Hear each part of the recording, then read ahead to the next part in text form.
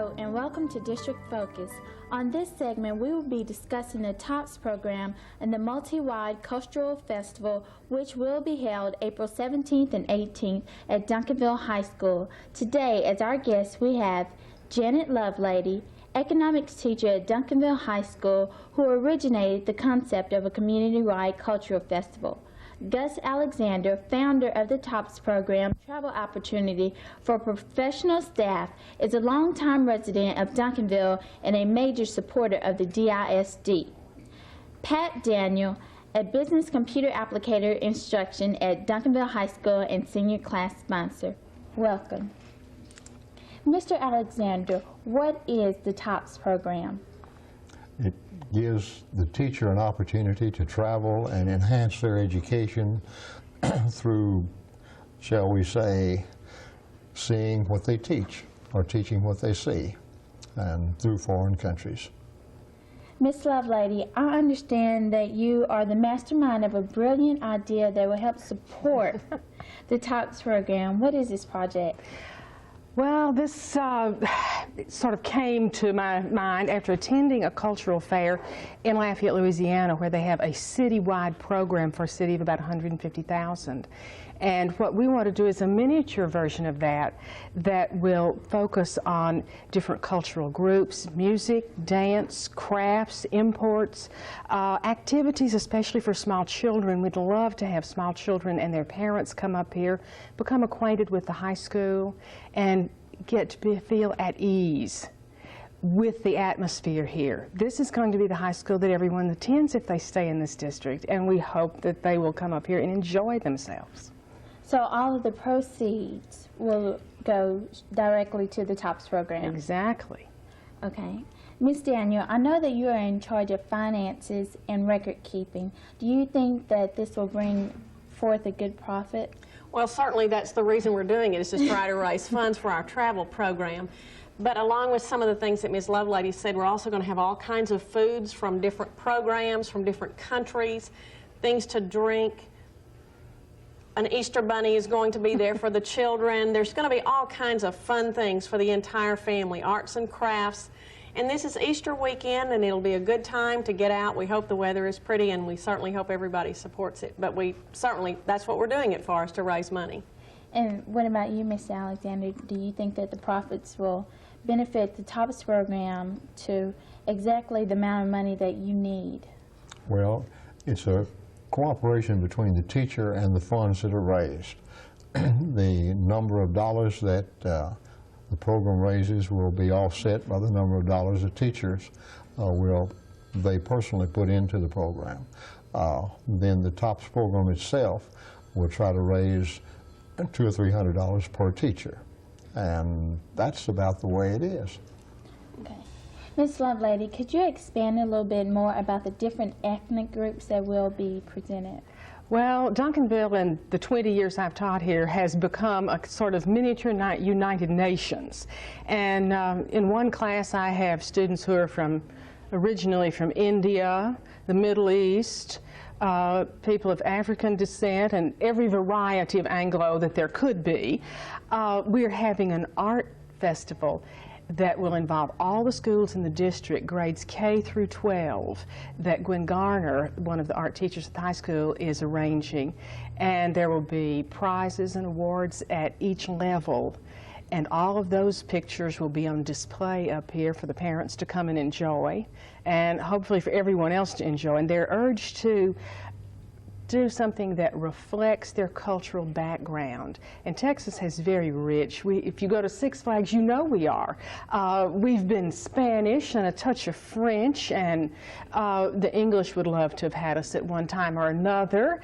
And then we've had a wonderful influx of people from Germany and Italy, from the African countries, especially from Nigeria, and all of the South American countries. As a nation of people who are native Spanish speakers, we're the 5th largest in population Spanish-speaking nation in the world, even though English is sort of our official language. So we have a lot of cultural backgrounds to draw from, and we're hoping that this will give people chance to spotlight their own wonderful heritage that they've brought with them to incorporate into our heritage.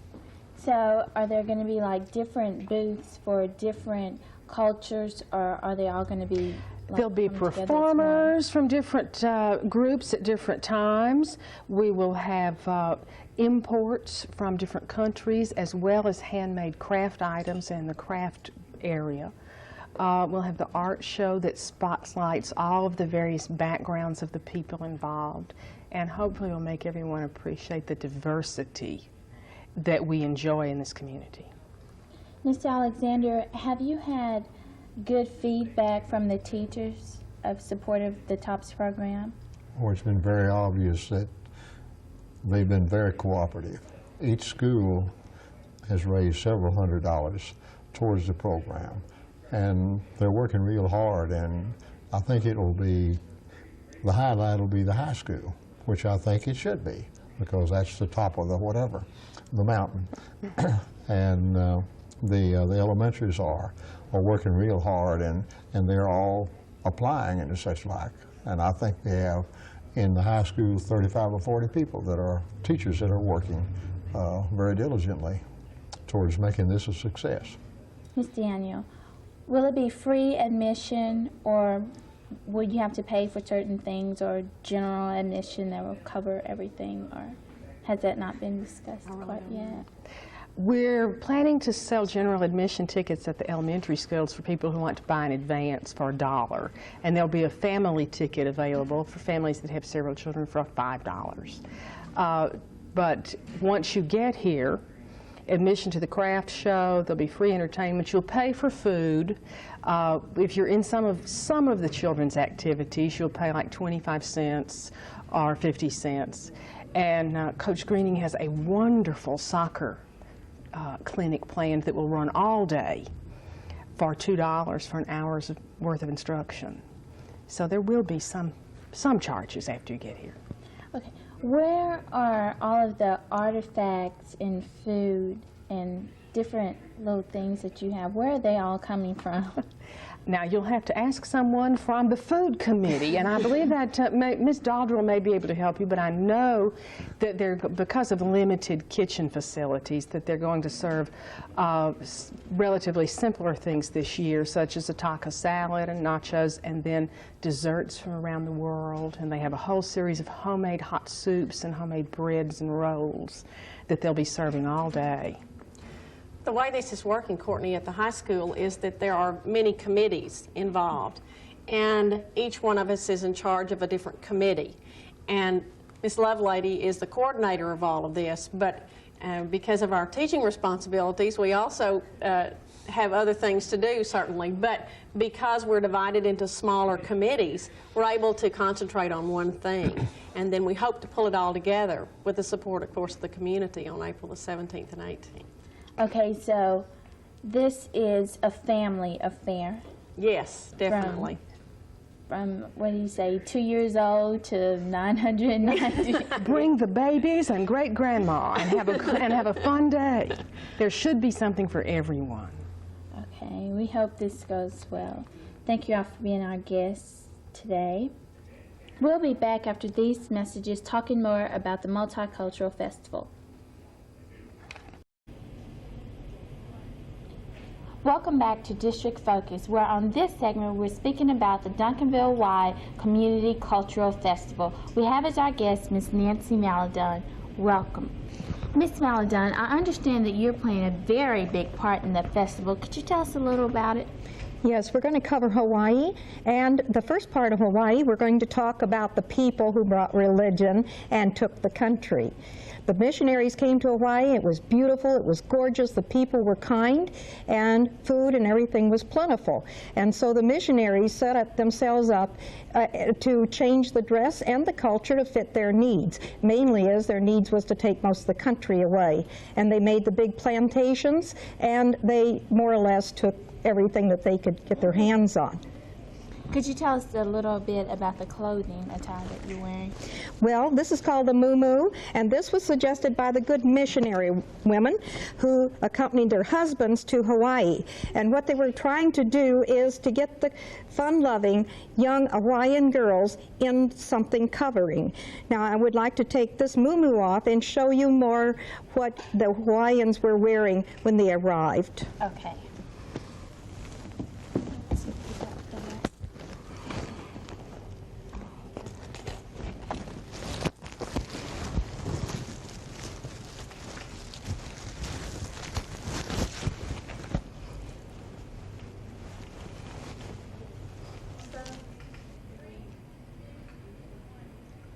Okay, what about, can you tell us a little about each piece?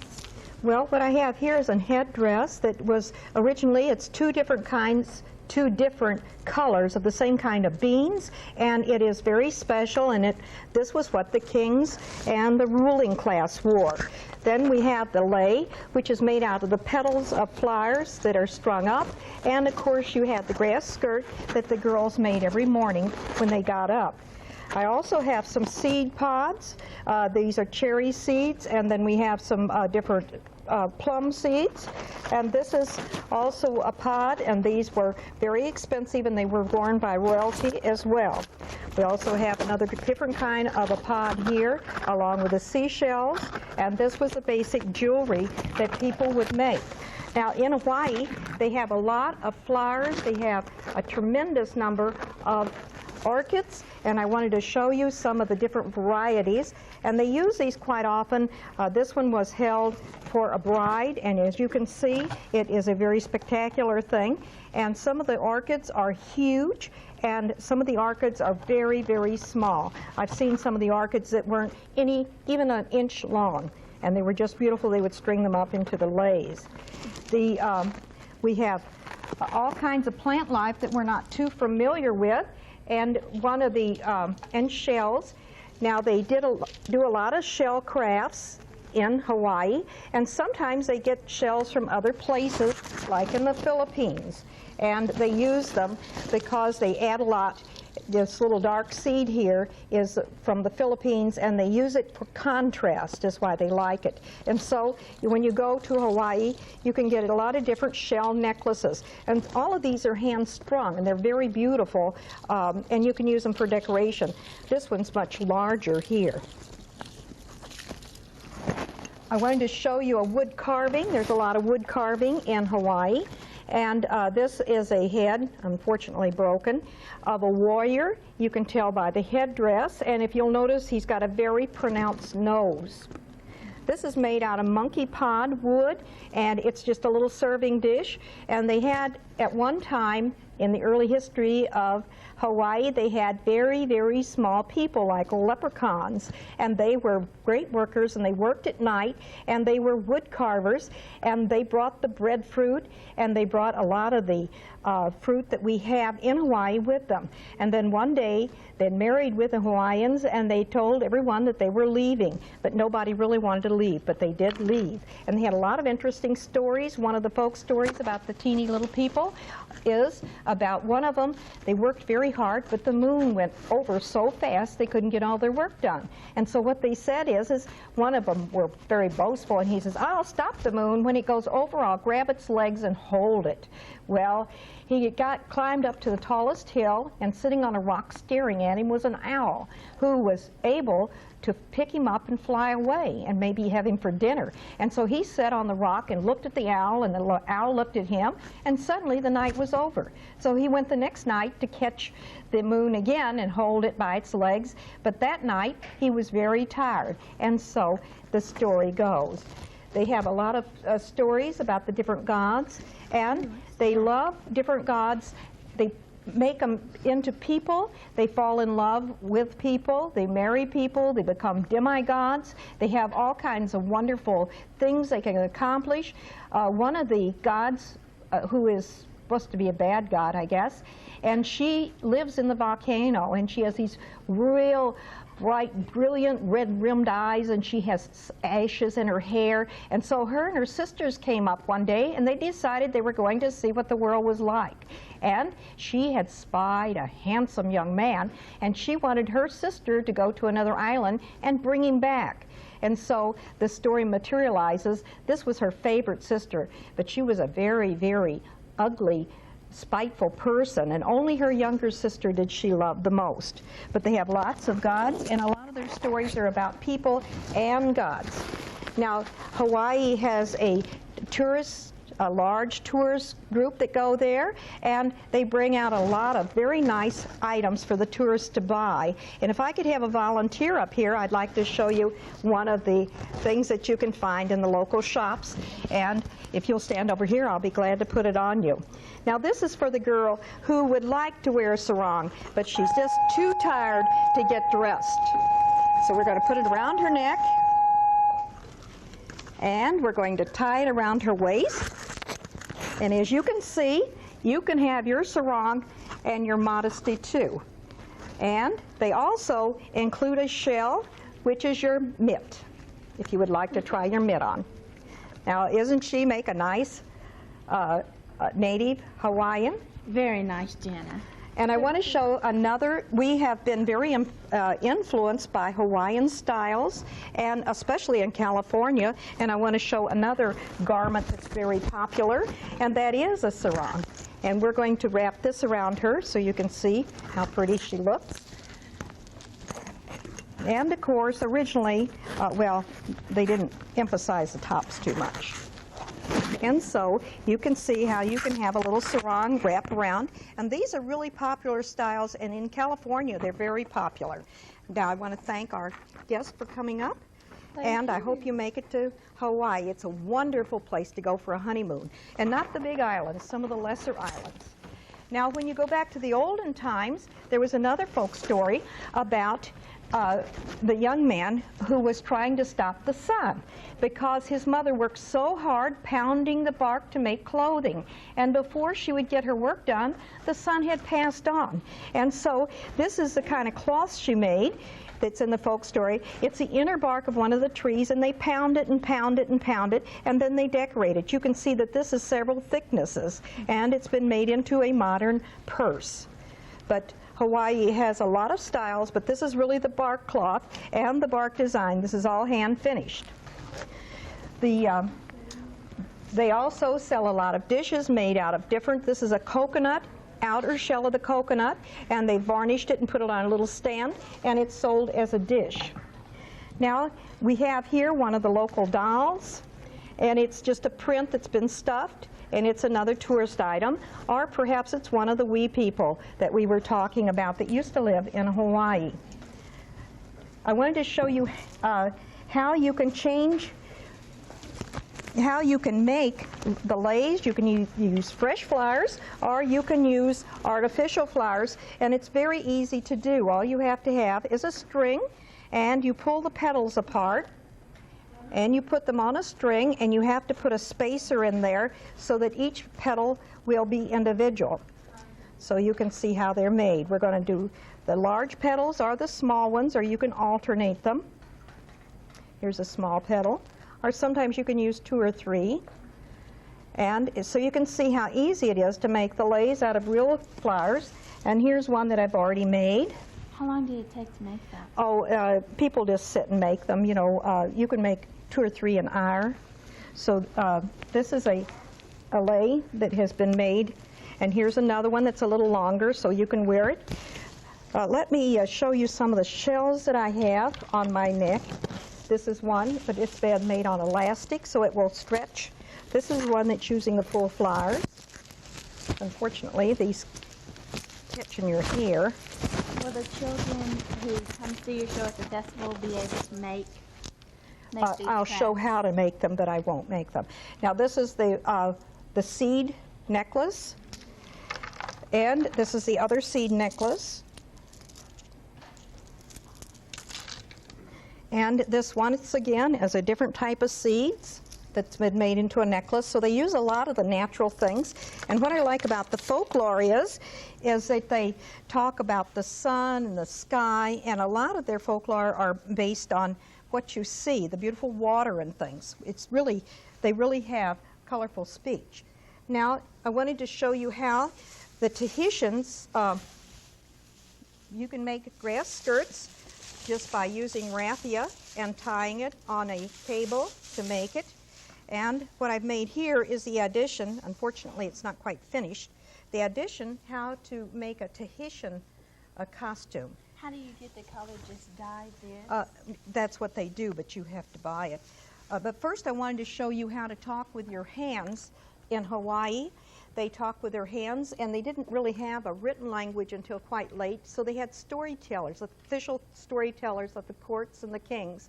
And so the story goes, beautiful hula hands, and this means a goodbye or hello, and this is a word for think. And then we have the word, the mountain is up here, and this is a valley coming down, and this is the wind blowing around, and this is a beautiful bird. This would be a bird. And they have the seagulls. They're coming up and down. And, of course, beautiful hula hands. And then you tell the story about the rain comes down. So a lot of the stories were really folk stories at once, and then they talked to their hands so everyone could hear them. The hula, of course, is a very simple step on the dancing, and you basically go 1, 2, 3, 4. 1, 2, 3, 4. 1, 2, 3, 4. And if you want to combine the Tahitian, which they do themselves, the Tahitians they have a little bit different costume. And I'm going to pin this on. Like I said, it's not quite finished. And they have these little tassels hanging down. And this is a very fast dance, and it's very hard for people to do it. The hula is a very nice dance because it really is a soft dance and easy for people to do. And then I have this Tahitian hat that was loaned to me. And in the back you attach the feathers for the back of the hat.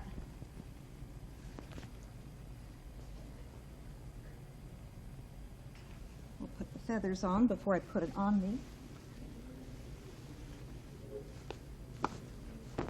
There we go, another group of feathers. Most of the nightclubs, if you go to Hawaii, have all of this, the dancing and the different types of dancing, and of course they have the fire walking, and they have the pole dancing as well. If we can get this tied Have you on. ever been to Hawaii? Actually, I've been quite a few times. I don't know if it's 6 or 8, so we could just settle for 7. Every time, we went overseas, I usually like to stop at Hawaii, but I really didn't get to stay as long as I would like to in the outer islands. I would like to go and study folklore in the... Okay, we tie the feathers in the back of the hat, and I'm going to put on a couple of softer lays because the damage to the seeds, they could break.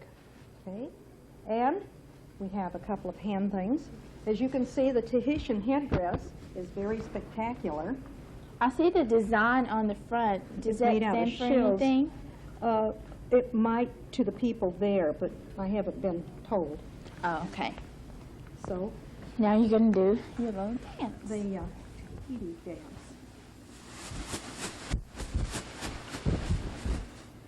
Whoa. Let's see.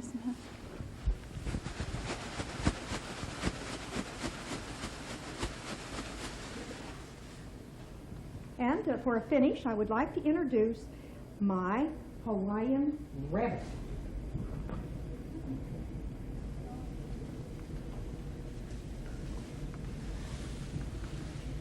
Now, a lot of people wonder if the Easter rabbit really gets to Hawaii, and I assure them they do. And this is our Hawaiian rabbit. Could you give us answer some questions for us? Sure could, honey. Well, do you make the trip to Hawaii every year? Yes, I do. I wouldn't miss it for the world. I love Hawaii. And did you know how to do the Hawaiian dance? Sure I do. Just watch me. Hey, guys, how do you think of that, huh? Oh, hey! Hi, honey. Hi. See, I can do wonders, can't I? Sure All right. can. And that, we're going to end our show. I hope you all come to see the Hawaiian rabbit. No, it's supposed to be a culture show. The Hawaiian rabbit. Culture. Rabbit. Culture. Rabbit. Rabbit. Rabbit. Rabbit. Rabbit. Okay, I hope you all come to see the Hawaiian culture show with Rabbit. Thank you for joining us. Thank you for joining us, Miss Maladun and Rabbit. Please come out and support the community-wide cultural festival, which will be held April 18th at Duncanville High School. Stay tuned for more of the cultural festival after these messages. Bye now. So long. See y'all.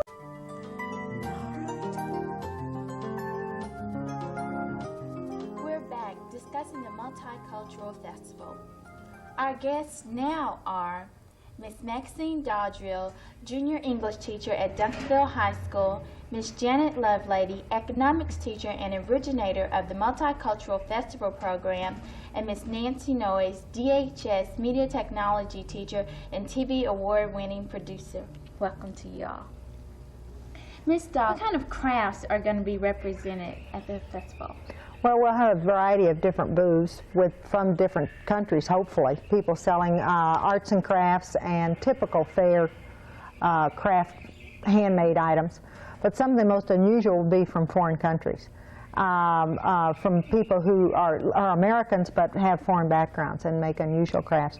Something that we have that is definitely not from America, from Guatemala, are items like this. This is a jacket, and the handmade placards on the front are from Guatemala. This is a light jacket. This type of thing will be on sale at the Cultural Festival in one of our booths. I want to buy one. Yes. How much would something like that run?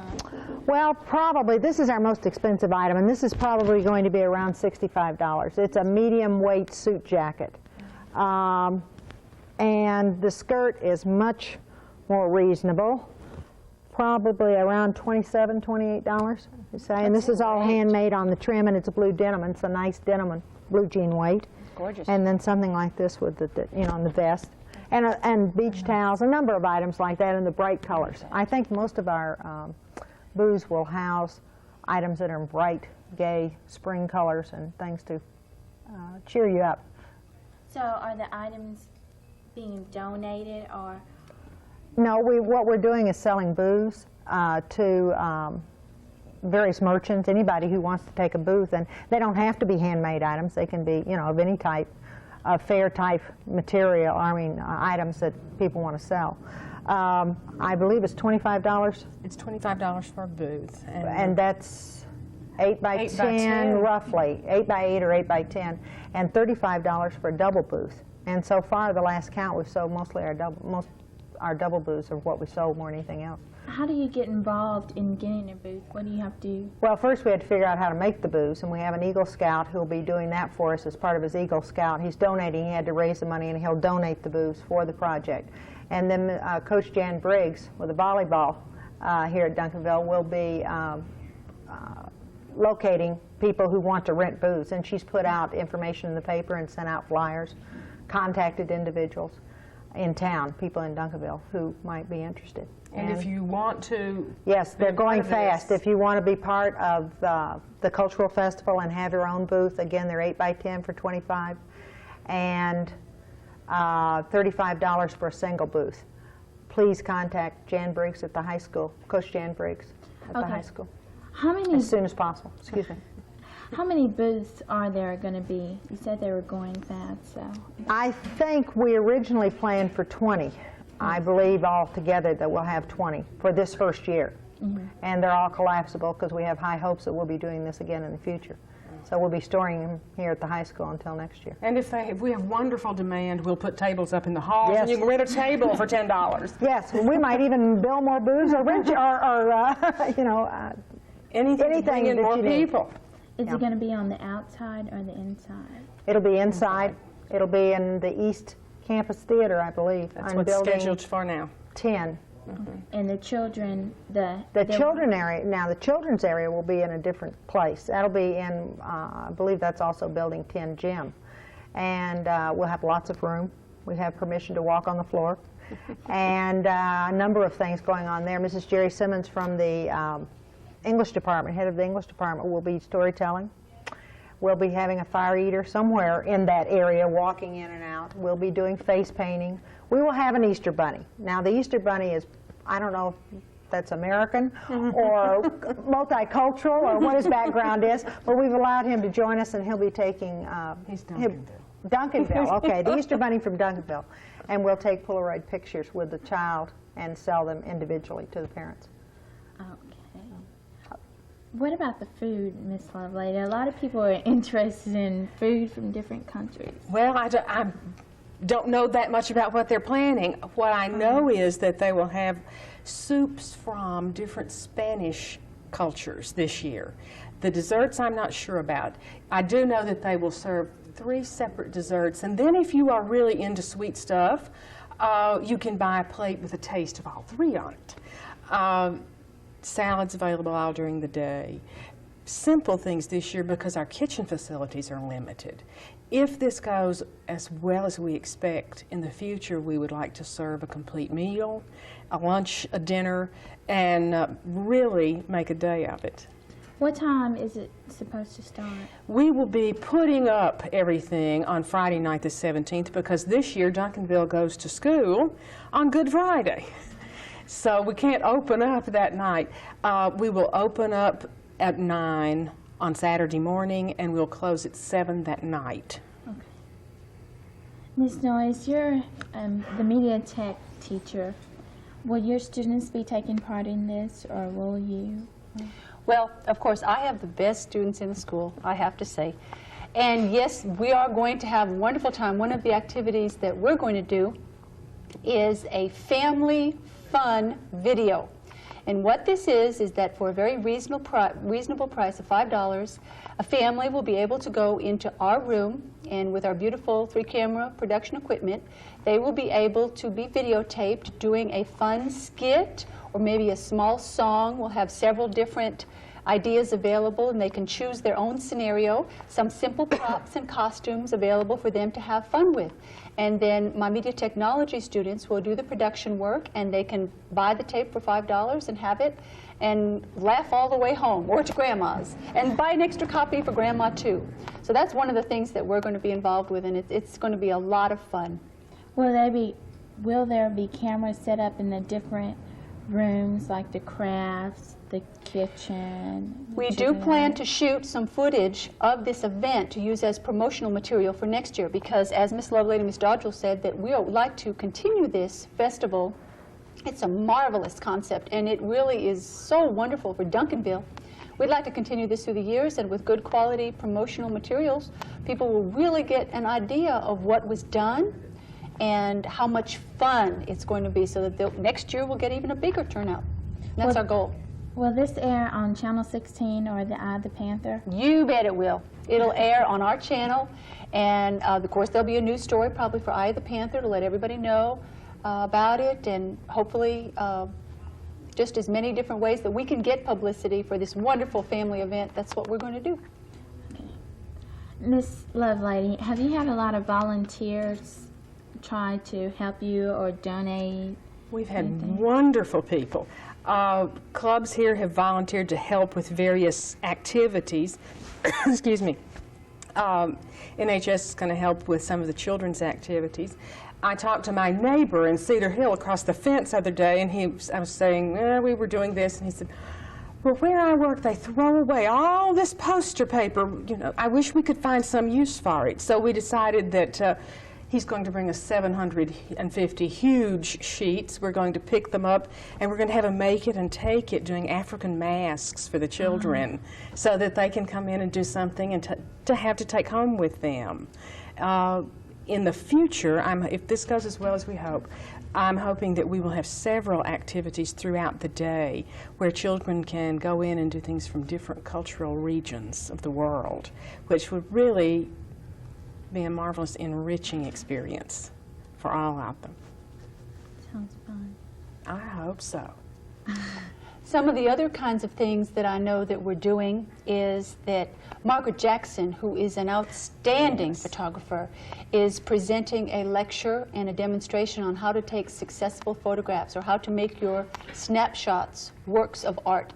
And she will be bringing a photographic exhibit that will be set up in one of the rooms, and she'll be offering her lecture and her fantastic slideshow, multi-image, 2-projector. It will be just well worth going for just that. It's outstanding. And then we also have a hammer dulcimer player coming, which is a marvelous, unique instrument that makes the most incredible sound. And if you haven't heard one, you need to come out to hear that. And we're looking at a bluegrass band. They're very interested in coming. They're trying to keep the date open for us. They play all around Texas.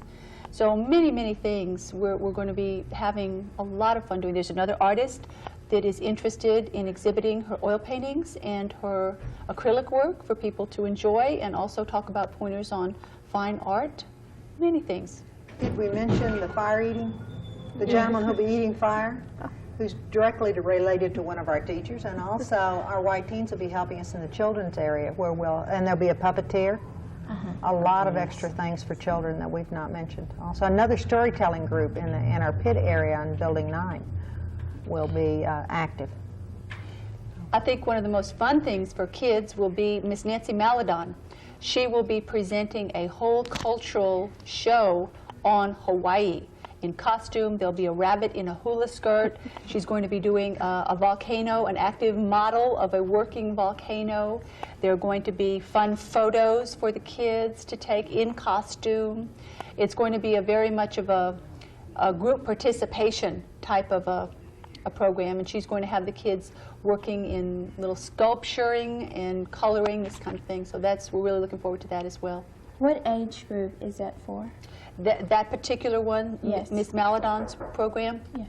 That, I would say, would be excellent for children from 3 until 12. Okay.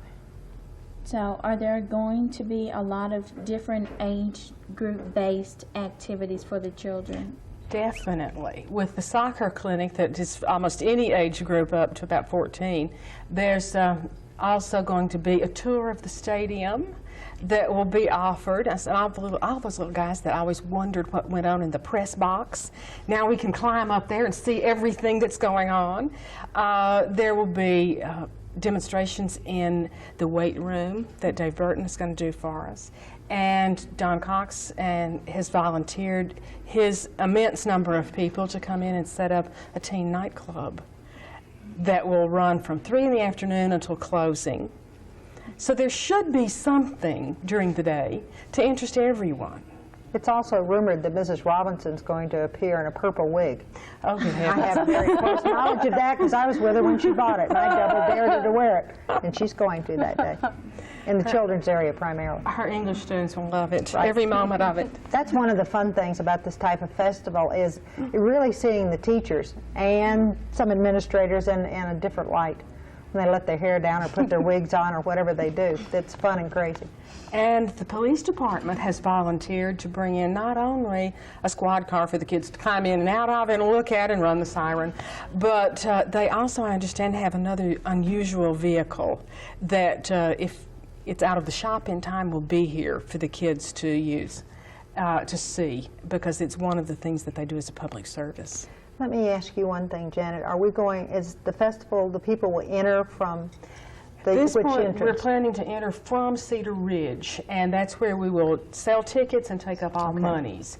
And if you want to come back and purchase more tickets, if your kid wants to do 99 things, We'll be glad to accommodate. we'll be happy to sell you more 25-cent tickets, which you can spend instead of having everyone handle cash. Okay, well, that sounds... Thank you all for being our guests today. Thank you for tuning in with us on this segment of District Focus.